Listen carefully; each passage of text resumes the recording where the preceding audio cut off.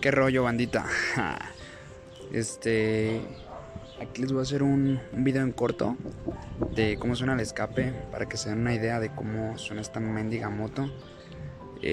Suena chidillo, la neta. Se los voy a prender para que lo escuchen algo en breve, para que se den una idea. Ya posteriormente se viene un review acá bien detalladísimo. Lo voy a tratar de hacer bien detallado. Vean, me le pegaron un vergazo aquí. Qué triste.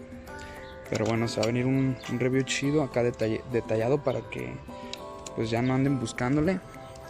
Y un top speed que el día de ayer me aventé uno. La neta no soporté y me aventé uno y wow, me sorprendió lo que dio, me sorprendió. Pero bueno, déjenles pongo este pedo.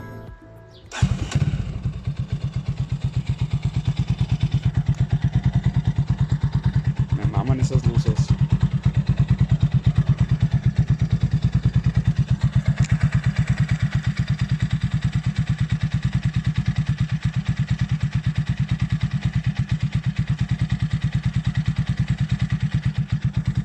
Suena como la 250Z, la negra y la 300, o sea, como que entre esas dos.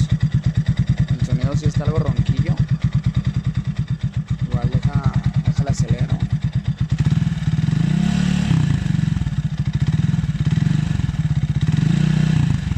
Si se dan cuenta, alcanza a pedorrear como la 300, la Vortex 300.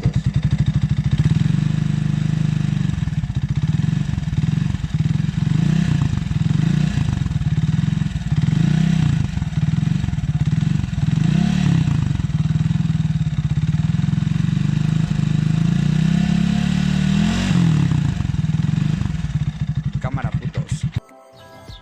Y pues no olviden suscribirse a este pedo para seguir haciendo videos acá más detallados. Y suscríbanse a las rolillas. Ya se viene la tercera. Cámara. Tal vez por eso te hago esta mierda.